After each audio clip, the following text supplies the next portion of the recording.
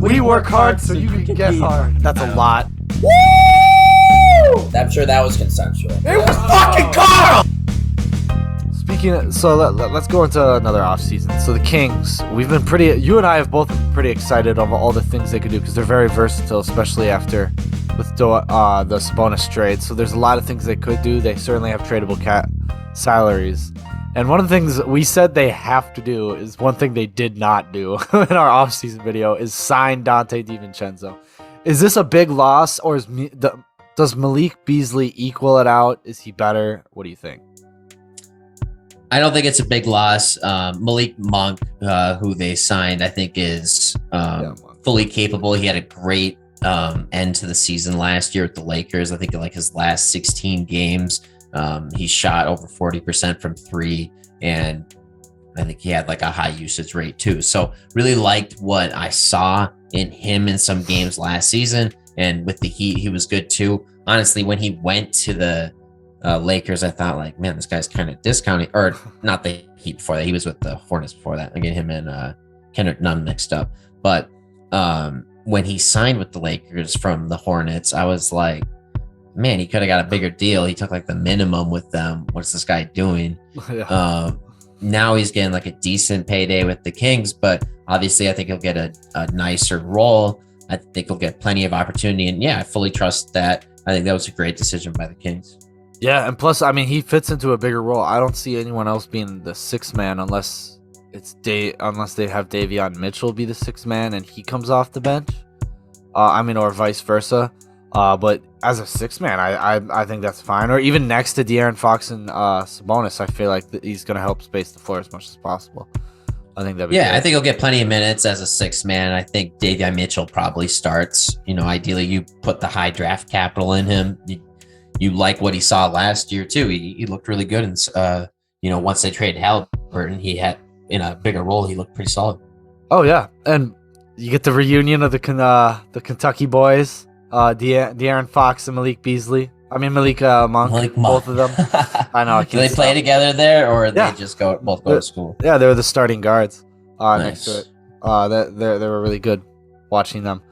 But is there any free agents you think you'd be interested in? The Kings picking up. I know it's not that he's going to play reliable minutes for them, but I think he would be really great veteran is to have Paul Millsap on this team. He's still available as of today, and I think that'd be great. Even Etuan Moore I'd like fit. Just spread the floor, get another good vet. He can actually play probably a few more minutes. He's a pretty old guy, but still. Yeah, I thought JaVale McGee would have been a good pickup, but he ended up getting a bigger contract or longer length. He got 3 years, basically. Yep. 2 years in a player option. So I was like, damn, that's more than I thought he'd get. But, good for him. I think, they're looking for some sort of veteran big would be solid for sure. You've got Sabonis, who certainly has, all the abilities to do everything.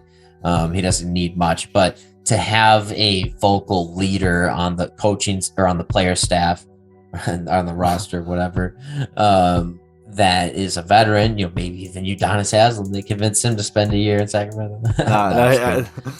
He's forever a Heat man. Ain't no way. Yeah. But yeah, they need some kind of veteran. I think, maybe Blake Griffin. Maybe this is Blake Griffin's spot.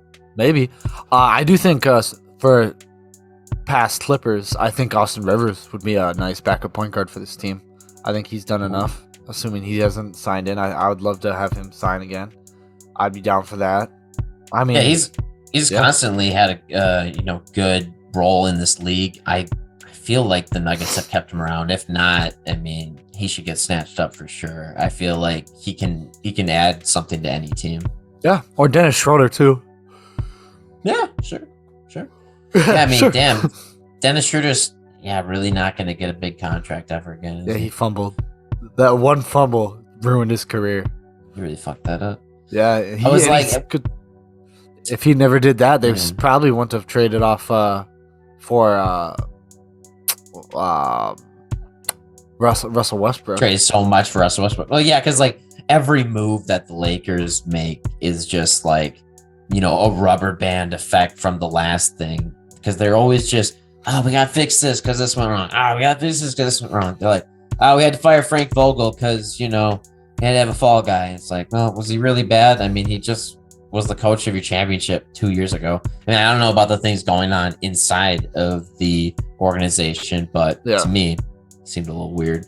And then, flipping between the point guards, it's like, we got tired of Dennis Schroeder. Let's get Russell Westbrook, give up everything for him. And now they're falling upward into Kyrie Irving potentially. Yeah, so, I don't even know what his package is gonna look like. Like we tried to predict it, and it's it's insane. I think it's just like any first round pick they can give up with like top 5 protections on it. Yeah, I mean, let's jump into that. So the Nets. That's a wrap for us, guys. Subscribe if you haven't already. We love talking about basketball, and you love listening to us. So it's a match made in heaven.